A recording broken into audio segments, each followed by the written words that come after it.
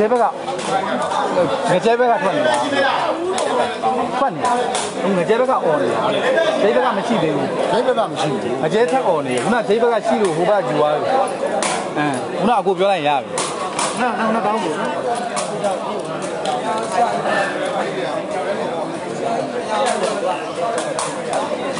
ကဲအားလုံးပဲမင်္ဂလာပါဗျာတဲပွဲစပါပြီဗျဟာခြေကလာငါဖုန်းထဲမှာအသားတော်တော်ဖွေးသွားတယ်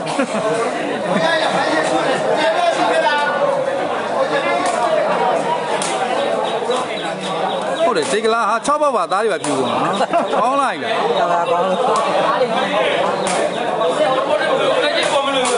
ရတယ်ကိုမဟုတ်ဘူးဟိုသားလိုက်ပါလားတဲ့ကိုဘယ်နဲ့ကိုမင်းဒိတ်ကျင်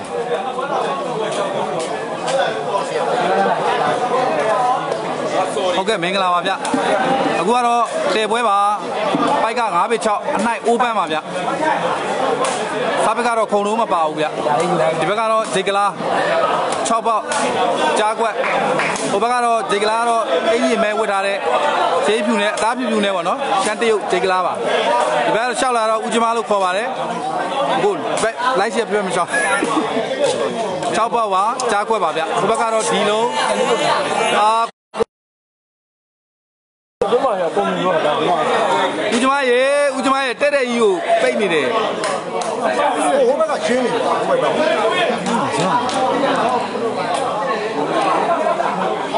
တန်လင်းသေးလေးပွဲမရှိသေးဘူးလားဆိုတန်လင်းသေးလေးပွဲလောဆယ်မရှိသေးပါဗျ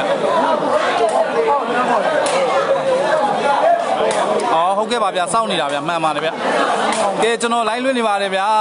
ဖုန်းလေးတွေတော့မခေါ်ကြပါနဲ့เนาะအားလုံးပဲတောင်းပါကျွန်တော်ကဒီတစ်လုံးပဲရှိလို့ပါ line တွေပြက်ပြက်ကြလို့ပါဗျ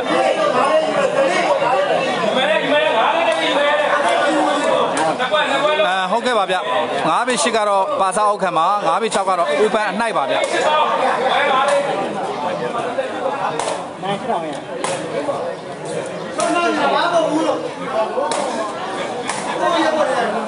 ဘယ်တော့အင်ကြီးဝါတော့6ပေါက်ပါဗျအင်ကြီးမဲ့နံပါတ်5ကတော့စိတ်ကလားပါဗျဘက်ကတော့ကြားကွက်ပါဗျဟိုဘက်ကတော့အင်ကြီးမဲနေကတော့မဲလေးပါအခုခုတ်ပို့လိုက်တာအင်ဂျင်နီယာဒီလုံးပြီးတော့ဖိုက်တာဟိုမှာအင်ဂျင်နဲ့ထိုင်နေတာငကျဲပါဗျ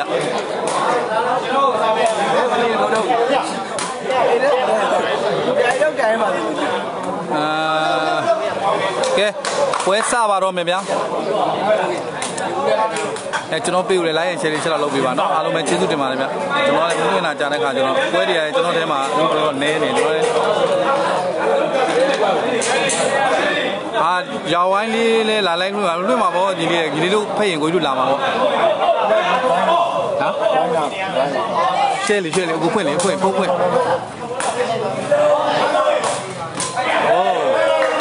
ကဲအခုဆိုရင်တော့ပွဲစတင်တဲ့အချိန်မှာတော့ဂျေကလာတို့ဘက်ကတမန်စတင်ရရှိသွားပြီဗျ1လက်ပါဗျန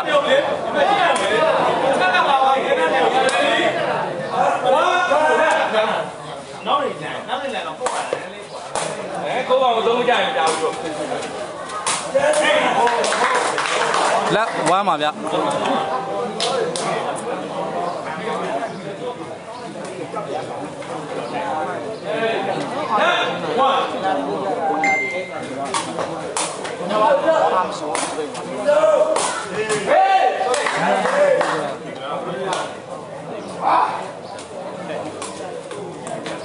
1လက်ပါပဲဗျ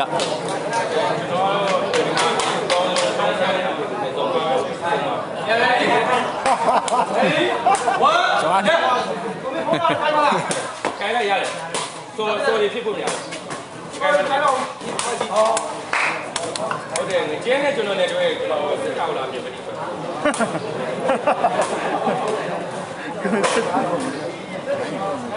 ရောက်ပါရောဒီလည်းကိုချင်းဝင်ပါ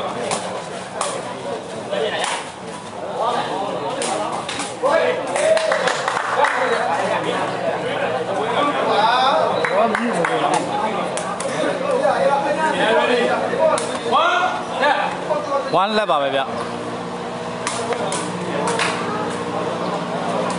ကျွန်တော်ကြေးမေးတာကျွန်တော်လည်းမသိဘူးဗျလက်ဝမ်းပါဗျ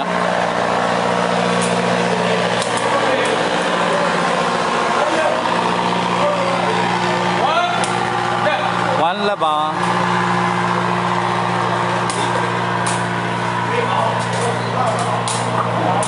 ကောင်းပါလေဗျာငကြဲလက်ဝမ်းပါဗျ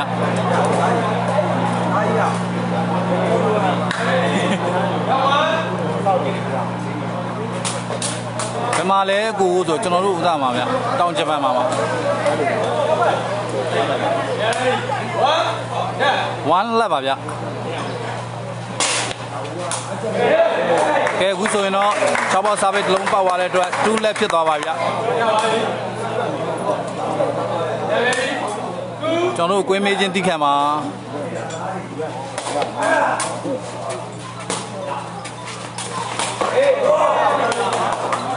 မဲလေးချင်းထောင်းတာခုနကဘယ်လိုထောင်းပေးလဲအခုယူရတယ်ဘယ်လိုမဲလေးကျွန်တော်က Facebook မှာပုံလိုက်လိုက်တော့ကဲအခုဆိုရင်တော့ငကြဲတို့တမတ်စတင်ရရှိပါပြန်ဗျ1 2ပါဗျ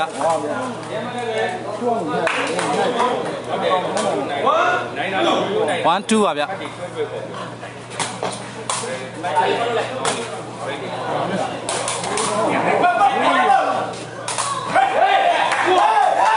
2 all ပါဗျ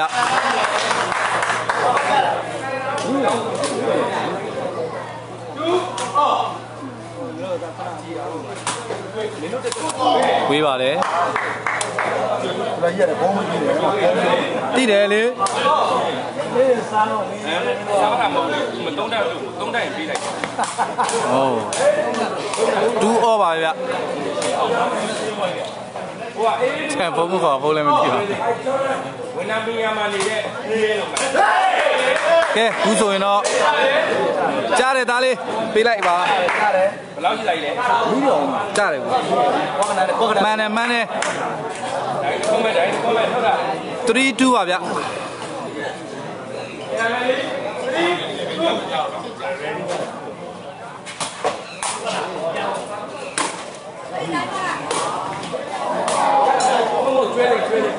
2 3ပါစားပြီလမ်းမေးစားလာကြဟုတ်တယ်ဗျဂျမန်ဒီကတော့ကြောက်စရာကြီးပါမှန်ပါတယ်2 3ပါဗျနောက်ဆုံးတော့လောင်းနဲ့နိုင်တဲ့ပတ်သက်ပဲလို့6လောက်လောက်လာဗျဒါပဲကိုရီးယားဟိုဝန်ထမ်းတွေကမင်းကြီးကို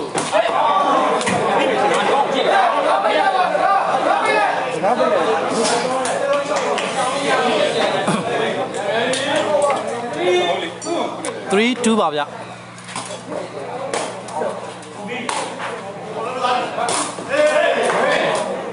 2 3ပါဗျ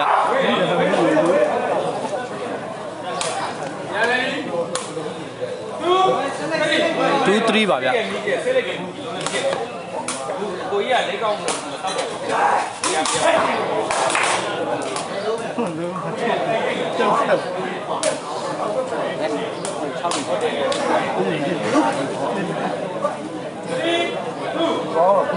3 2ပါဗျဒီဆိုတော့မဲလေးစားပစ်ကလုံးထပ်ပေါက်သွားပြီဗျ4 2ပါဗျ2 4ပါဗျ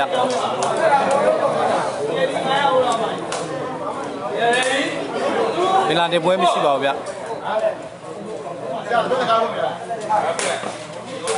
ရာဝတီသားရေဗမာလဲဆိုတော့ကဲအခုဆိုရင်တော့ခြေကလားလို့တမတ်တက်သွားပြန်ပြီဗျ3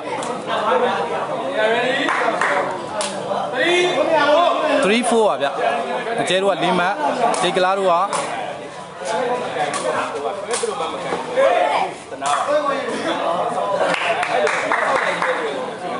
ကဲအကျဲတို့က4မှတ်ခြေကလားတို့က3မှတ်ပါဗျဟုတ်ကဲ့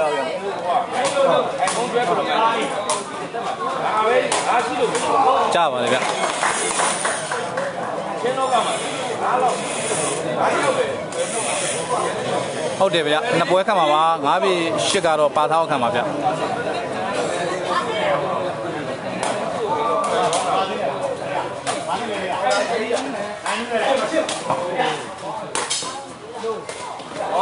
င်းပါလေဗျာဒီကလာဗျာ6ဘောက်အကောက်ကိုဒီကလာနှလုံးတည်ပြီးတော့ဝင်လေးနဲ့ပတ်ချလိုက်ပါဗျာ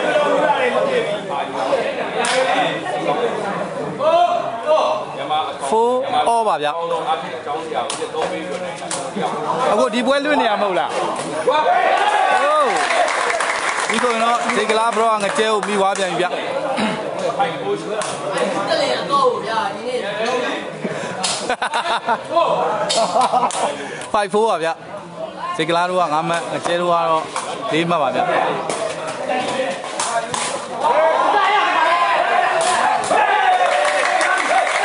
ကဲဘူးဆိုရင်တော့ရှားခွက်ရဲ့ငကန်နဲ့မိသွားတဲ့အလုံးကိုဒီကလာဆုံးသက်လိုက်တာဘူးဆိုရင်တော့တမတ်ထပ်မှန်ရရှိပါဗျာတိလွတ်ပါတိခါတိတက်ကနေတော့ဒီလိုအားဝေးမနေဘူးလို့ချက်မြတ်သိနေတာလို့ဝဲပြီးတော့နီးနာမယ်6-4ပါဗျာဒီကလာ6ပေါက်ကြားခွက်တော့6မှတ်အကျဲဒီလုံးမဲလေးတို့ကတော့ရော်ဒီကတော့ဝေးသွားတယ်ဗျာရောကတော့တောက်ချောင်းမိနေတာဒါပေမဲ့ဝေးတယ်ဗျာ4-6ပါဗျာ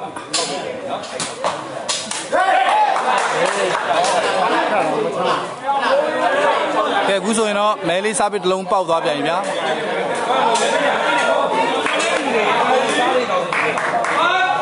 5-6ပါဗျာ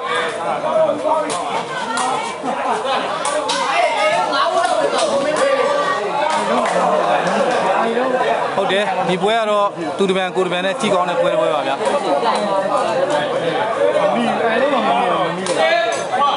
ဘယ်ကွင်းလဲဆိုညီလေးကိုကိုကြီးတို့ဥစားလေးတရုတ်ပြည်က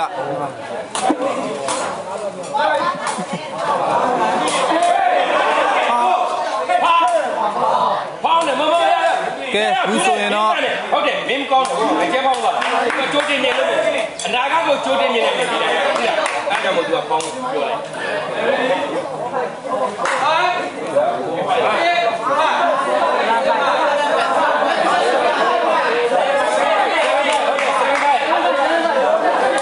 တဲ့ကူဆိုရင်တော့တမ်းပါတယ်7-5ပါဗျ7-5ပါဗျမကောင်းမကန်းကိုပူတိုင်လောက်တာ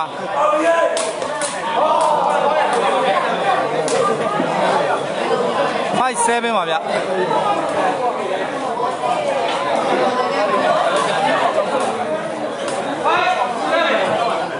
5-7ပါဗျ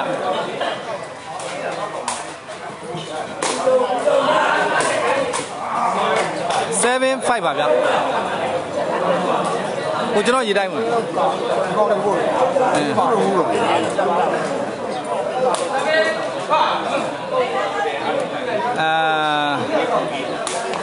ဟုတ်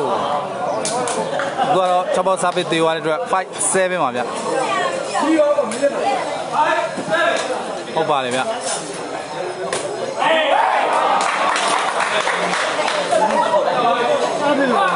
6-7ပါဗျ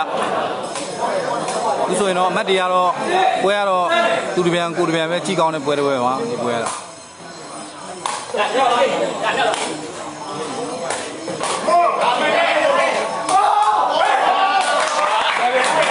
7 all ပါဗျ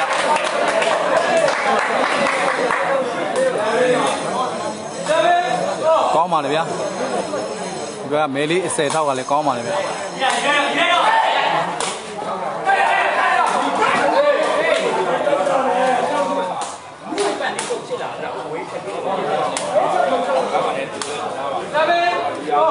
7 all ပါဗျာ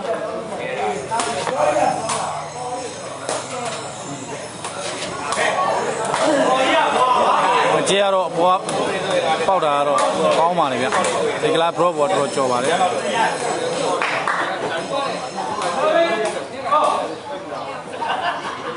7 all ပါဗျလူကလည်းကိုပြောတယ်ကျွန်တော်ပြောပြီးလို့လား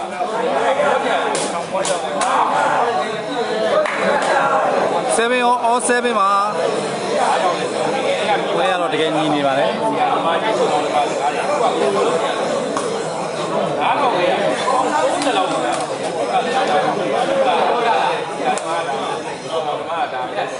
အခုကျွန်တော်တို့ကနေရစီတော့ဗျာဘလို့ပါလို့ မဟုတ်ဘူးလေစတဲ့တာနဲ့လေပြီးတော့မှထွက်ထိုးရတယ် ဒါပေမဲ့တော့ဒီညာလည်းအကျပဲနားမထောင်နိုင်ဘူးအခုဒီကျွန်တော်တို့မိဘစီတယ်မိဘကခိုင်းတာစီပါပုံစံတိုင်းနေ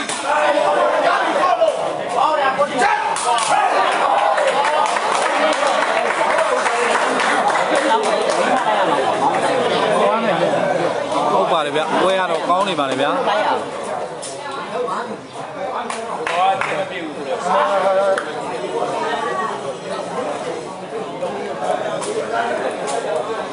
ဒီပွဲကတော့တူရင်ကိုရင်ရှိလာတဲ့ပွဲတစ်ပွဲမင်္ဂလာပါဗျဟိုမှာရှုံးသွားတဲ့နှစ်ယောက်ကတော့မှចောင်းဆရာနဲ့အထက်ဟိုဘက်မှာဒီနေ့ရှုံးသမားတွေကိုပြပါဆိုအဲ့ဒီဆိုင်လေးထွက်ပေးတာကျုံးတော့ကျင်းနေတာ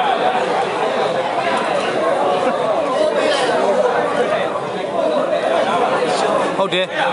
ကိုသူရရင်မဲလေးရတော့အရန်ကောင်းတယ်ဗျဟုတ်တယ်ကိုကြီးတရုတ်ကကျွနေရတယ်လို့ပဲဦးကျမတလေးလုံးဘူးပဲဘူးပါအောင်လို့လဲလို့ကဲအခုဆိုရင်တော့ငကျဲချုပ်ကလည်း5မက်ကနေ9မက်ကိုရောက်သွားတယ်ဗျ7 all ပါဗျအောက်ပါတော့ချုပ်ချင်းဝင်းချုပ်ပါရတော့ဒီမတော်လားကောင်းပါလေဗျရကြိုက်ရဲကြောက်တော့ရဲမခေါ်နဲ့ရဲမခေါ်နဲ့ဟုတ်တယ်မဲလေးဒီနေ့ကောင်းတယ်ဗျအဲ့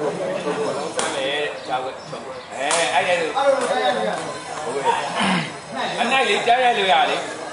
ညငါကခုထိဟိုအမှန်ချီမှမကွဲသေးဘူးနော်။ဟုတ်ပြီလား။ငါလည်းပဲတွေ့တာ။ချုပ်မယ်7 all ပါဗျ။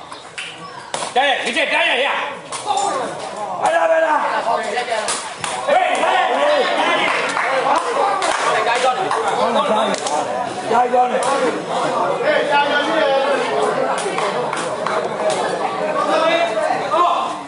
7 all ပါဗျ။လုံးစမ်းမယ်။ကြာကြီးချုပ်မယ်တော့။ဟုတ်လား။ဆက်မလို့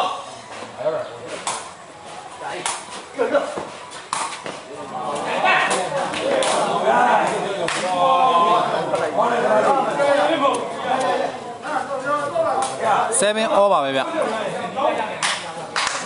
ကိုမင်းသားကြီးပွဲမရှိပါဘူးဗျ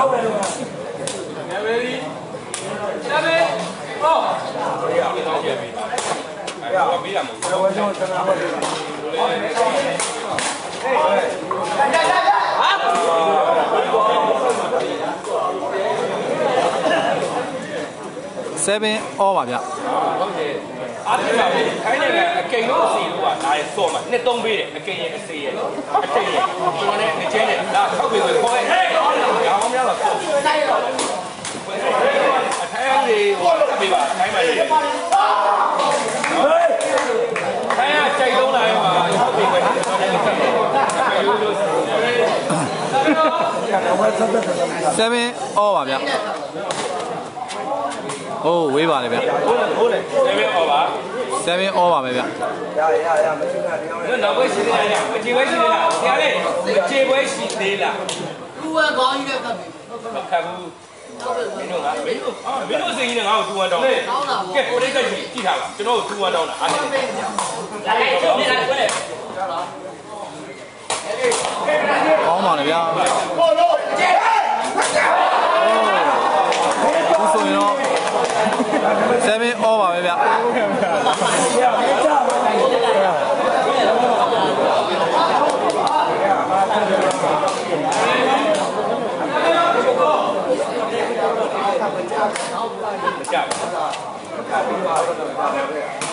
နိုင်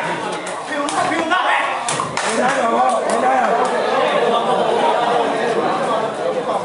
ကိုမင်းခတ်ပြီးွားပြီကို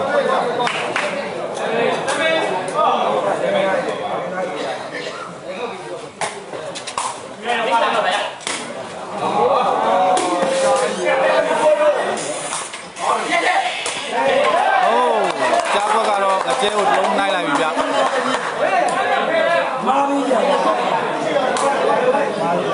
7 all ပါဗျ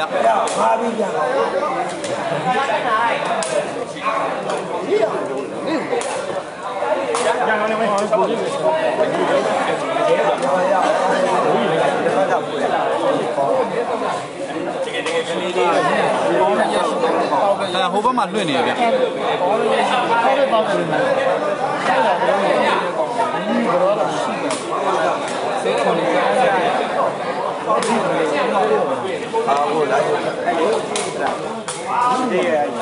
လာမနောက်နေတော့ကောင်းလို့အေးပါနဲ့3ပိတ်လို့နဲ့ဘယ်လိုပြတ်လို့ရမလဲတိုင်းရွေးနေပါလားနောက်နေတယ်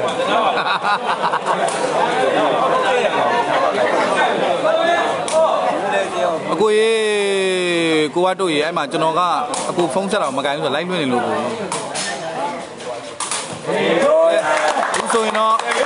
ဒီကလာ6ဘောက်ကြားခွက်က8မှတ်ရပြီးတော့ကွင်းချိန်သွားပါပြီဗျဒီဘက်ကတော့အကျဲဒီလုံးမဲလေးကတော့9မှတ်နဲ့ဒီဘက်ကွင်းချိန်ပါပြီဘွဲကတော့သူတပံကိုတပံနဲ့ကြီးလို့ကောင်းတဲ့ပွဲပါဗျကလာကတကားလောက်ကြာမယ်တင်ဟုတ်တယ်ဗျပွဲကတော်တော်မျှနေရဗျအနိုင်ဘရောပါနေမယ်လို့ပွဲကတော်တော်မျှတာဗျပွဲကကျွန်တော်ပြောတာအိန္ဒိယမှာခက်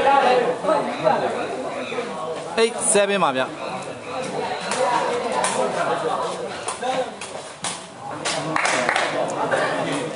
ဝါ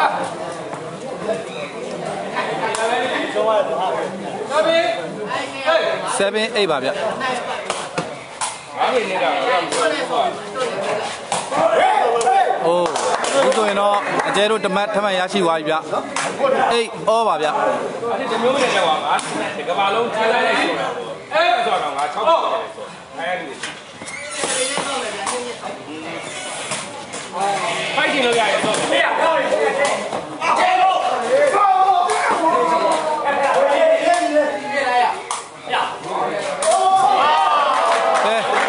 ဘူးဆိုရင်တော့8 all ပါဗျအေးတင်တာဖိုက်ပေါ်တင်ရမှာမင်းကငါးလောက်လည်းမကောင်းဘူးလေ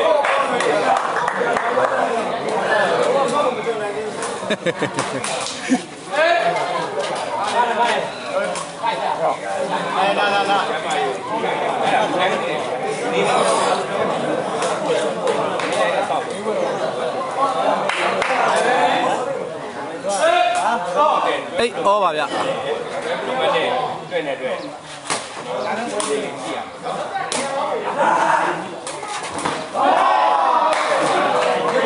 ဘူးဆိုရင်တော့အကျဲတက်ချင်းရတော့အပေါ်ကပဲတက်တယ်ဗျ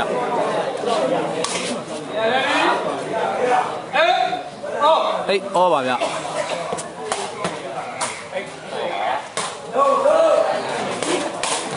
ယ်ဘလို့တွေall ပါပဲဗျရင်ဘက်က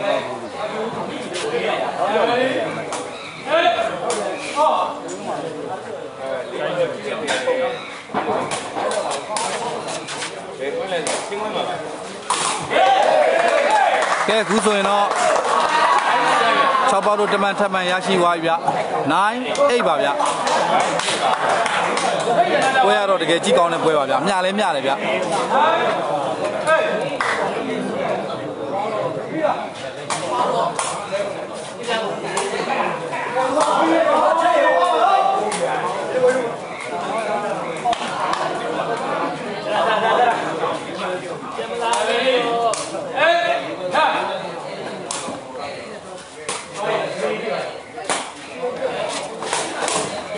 ကောင်းပါလေဗျာ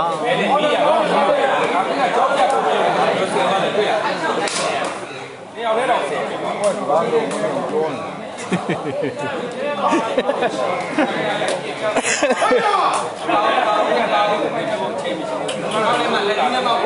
ဟေးဟေးခဏလေးခဏလေးချက်နေရဘယ်ချက်နေ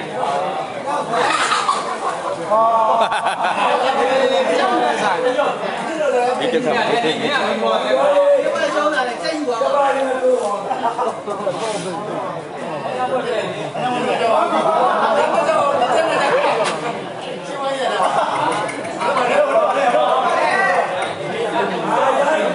သူကလုံးမှာဟာအိုင်ဖုန်းကြီးကိုရလာလားချက်က ကတိတာအဲ့တော့မတူဘူးအဲ့ဟုတ်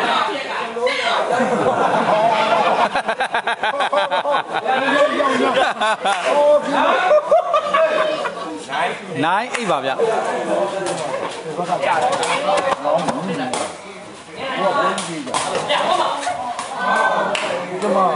9ပါဒီလိုလေအဲ့လိုပြေးရမှာပြန်ပြေးရမှာအဲ့လို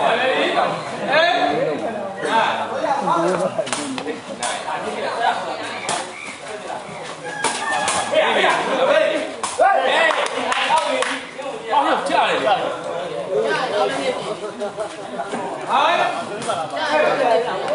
ရာမျိုးကရှုံးသမားတွေကပြောတယ်ဒါလေးခိုင်းနေရောအကောင်းဆုံးမြန်မာပြည်မှာအကောင်းဆုံးနှစ်သုံးပေးဆိုတာကျွန်တော်ကြားပဲကြည့်တာဝါနှစ်သုံးပေးရတယ်ဒါပဲသူကချင်းခွင်းနဲ့ကြောက်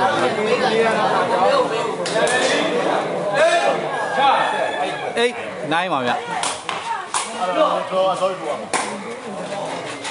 ကိုလိုပြပါအေးလိုက်ကြည့်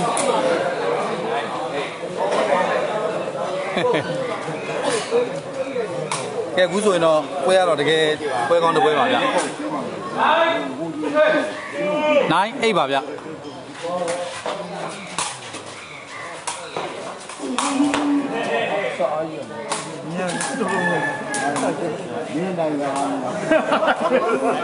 ဒီကျမပထမဆုံးတောက်ခတ်တဲ့ကိုကြိုက်ပါဟုတ်ကဲ့8 9ပါဗျဘတ်ပတ်နေကောင်းတယ်နည်းနည်းကပ်ပြီးဟုတ်ကဲအခုဆိုရင်တော့အားမရှိဘူးခုတော့ရှင်းနေဘူးပဲ9 8ပါဗျ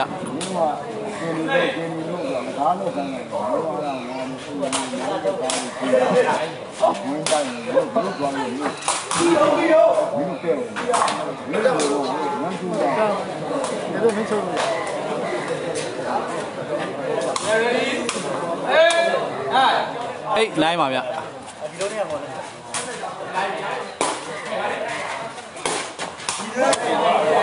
ကောင်းပါလေဗျာဂျေကလာခွဲကန်သွားတယ်နော်ခွဲကန်ပါဗျာကောင်းတယ်ခွဲပြီးကန်ပါ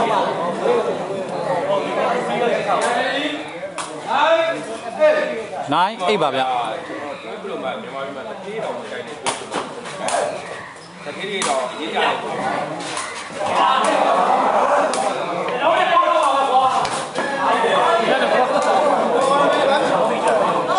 ချက်ပဲသိမှမရအောင်တော့မျက်လုံးလေးအားလာတယ်9ပါဗျာဟေး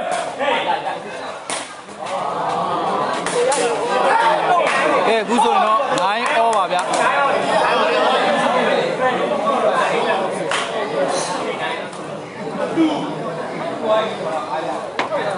ဒီမှာဒီလိုဒီကိုပေါ်တယ်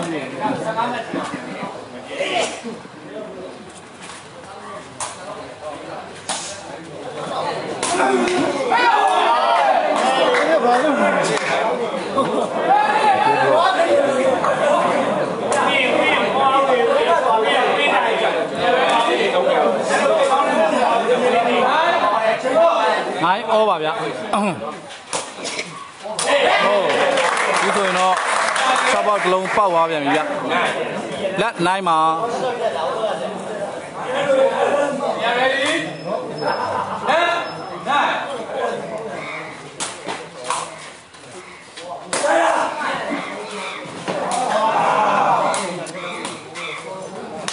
9လက်ပါဗျအကျဲတို့ကတော့9မှတ်ဂျေကလာတို့ကတော့10မှတ်ပါဗျက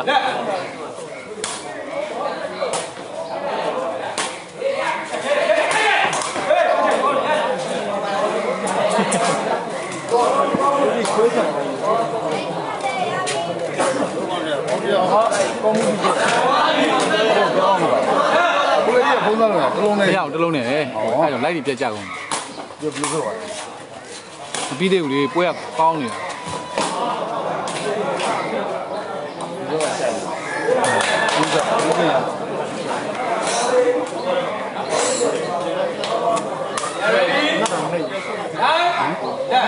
9လက်ပါဗျ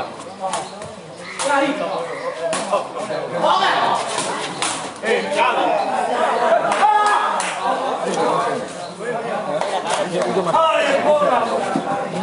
လက်နိုင်မှာ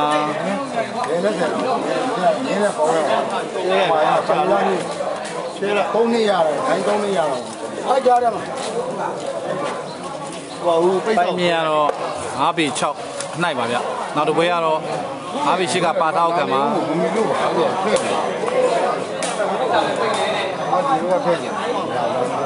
ဒီလုံးလေးကိုကြိုက်ဒီမှာဒီလုံးလေးကိုကုမိုင်းနေတော့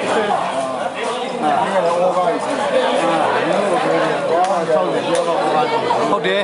တကယ်ပြောတာဟိုဘယ်လိုခေါ်မလဲဒီလက်ရှိအပြန်ထဲမှာတော့ဂျိတ်ကလာမင်းသားကြီးကတော့ကျွန်တော်ကြိုက်တယ်ဗျကြေးသားမှာပြန်လာတော့ဒီကြေးဒီကောင်းပါလေဗျကြေးသားမှာ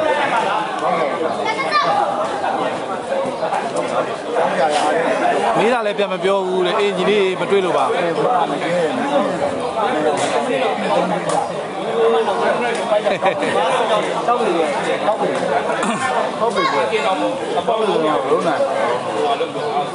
chào mà anh quay chào mà anh quay chỉ được tim rồi đấy là đâu gì đấy đi theo này không nên làmဦးကျော်လက်နိုင်ပါဗျဟိုလေအားရတဲ့တပေါက်ထုတ်တယ်အမကြောင်းပြ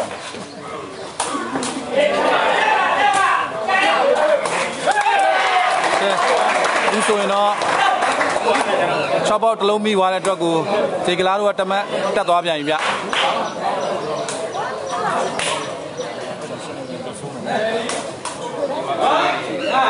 19ပါဗျဒီဆိုရင်တော့6ပေါက်စာပစ်တစ်လုံးထပ်ပေါက်သွားတဲ့အတွက်29ပါဗျ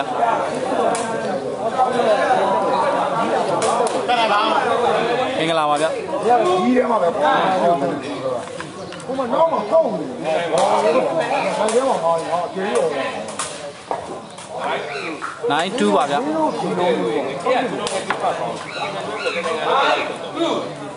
92ပါဗျ29ပါဗျအဲ့ဒါမျိုးမကြေဝဲရှိသေးလားမင်းကမဟုတ်ဘူးဟုတ်တယ်ကြည့်ရတယ်ဒီမှာဘုံလေးနဲ့ကြတယ်ညက်တာတယ်ဘယ်လိုလုပ်တော့ဘယ်လိုပါဟို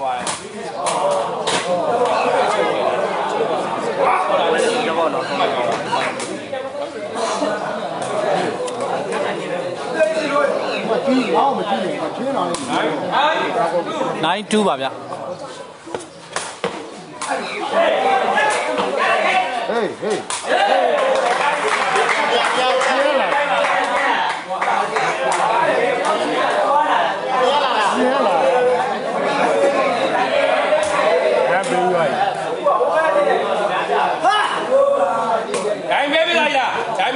တိုင်းတစ်ခုမဲ့လို့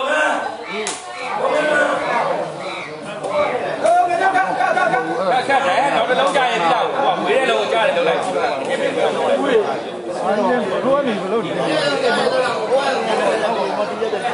ည့်တယ်ပဲချင်းကြီးရတယ်ပြပြမယ်အောင်လေးလေးအဲ့ဒါပြောကြည့်လို့ဘယ်လိုပါလဲပြန်ကြည့်မယ်မမဟုတ်တယ်လို့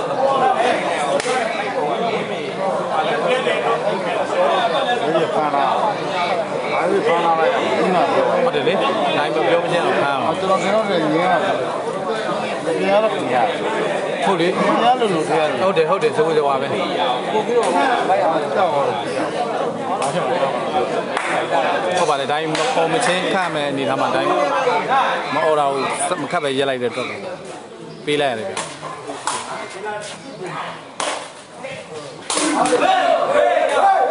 ဟေးဟိုဝီကာ92ပါဗျဟုတ်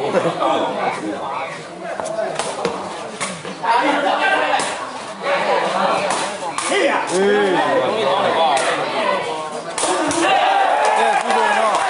ဒါကွာဒီကိုမိသွားပြန်ပြီဗျဒီဘက်ကမီရောမမီ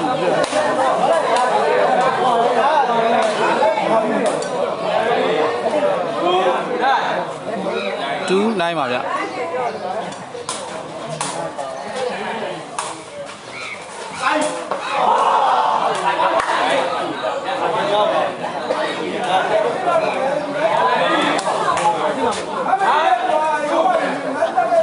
ပါဗျ2-9ပါဗျ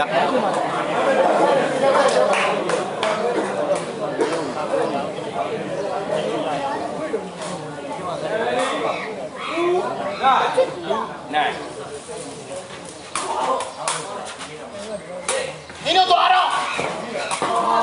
抓着。对，好对，我们这个呀，这个呀，留下那个包。抽出。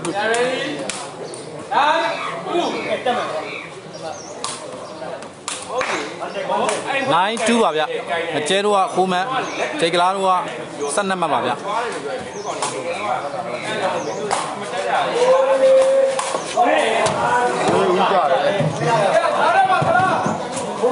ကြာပါပြီက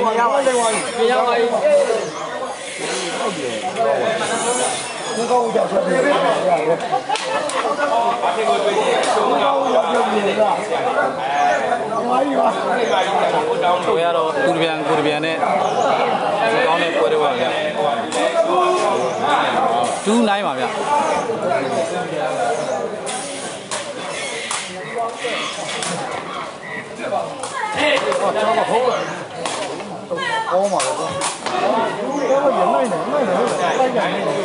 9-2ပါဗျကျွ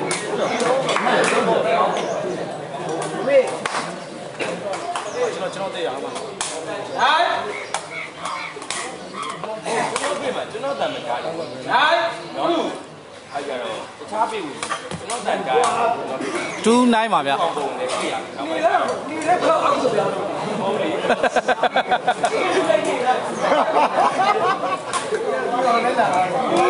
မာကကြပါရိုးတို့တင်နေပါလေကိုမျိုးရိုးကိုဘာကြီးရိုးတို့တင်နေကြဘူး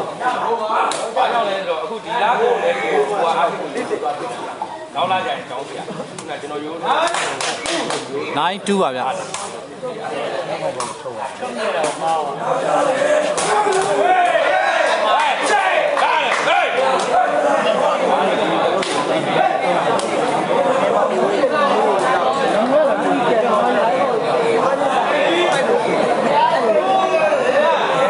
2-9ပါဗျာ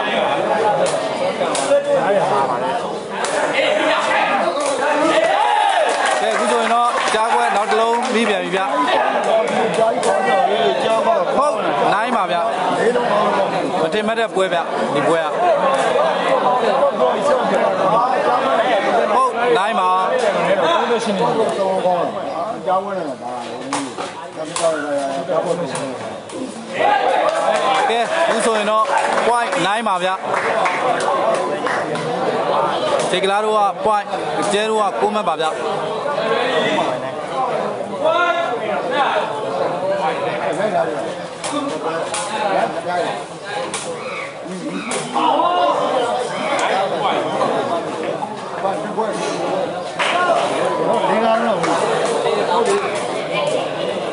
point 9ပါဗျ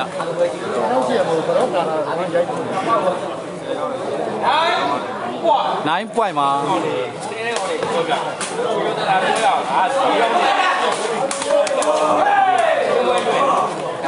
ဒီလိုလာလဲမင်းကြည့်အောင်ပေါ့ဒီမှာရောက်လာလာလာပါလောက်ကလာတယ်တော့အခုကလာတော့ဒီကလာတော့အာစီရောက်တော့ချမ်းသာ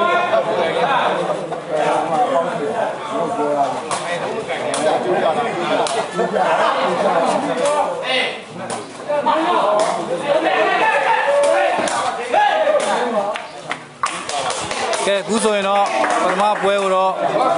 ဂျေကလာတို့နိုင်သွားပါဗျ။လိုင်းမှာတီရှူတဲ့ပိုက်ကျောင်းဝါသာချင်းအားလုံးမင်္ဂလာနေ့လည်ခင်းပါနော်။ကျွန်တော်လိုင်းအောင်စပိုက်ကိုလည်းလိုင်းချင်းဆက်တော့လုပ်ပေးပါဗျာနော်။အားလုံးပဲကျေးဇူးတင်ပါတယ်။ကိုဝတ်တို့ရေနည်းနည်းလောက်ပါကဲအခုဆိုရင်တော့ပွဲကိုတော့နိုင်ပွဲကိုတော့ဂျေကလာတို့နိုင်သွားပါတယ်ဗျာနော်ဂျေကလာ6ပေါက်ကြားကွက်နိုင်သွားပါတယ်ဗျာနောက်ပွဲကပါနောက်ပွဲကတော့9ပေ8ပါစားအောက်ခံမှာအားလုံးပဲကျေးဇူးတင်ပါဗျာနောက်ပွဲအားပေးကြပါအောင်နော်ဒီပွဲကတော့ပွဲလဲကောင်းသွားတယ်ပွဲကရှည်သွားတယ်ဗျာကဲကြည့်ကောင်းတဲ့ပွဲတစ်ပွဲဖြစ်သွားပါတယ်အားလုံးပဲကျေးဇူးတင်ပါတယ်နော်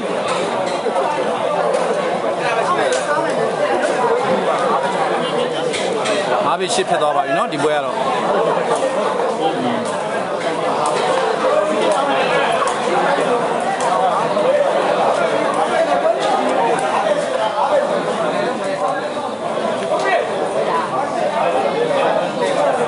ကျေကခုနကလည်း6ပေပွဲဆော့ထားတာဆိုတော့လည်းပန်းနေတာပေါ့ဟုတ်တယ်ဒီပွဲကြည့်ကောင်းဗျဟုတ်ကဲ့အားလုံးပဲကျေးဇူးတင်ပါတယ်เนาะကျွန်တော်နောက်ပွဲကိုကျွန်တော်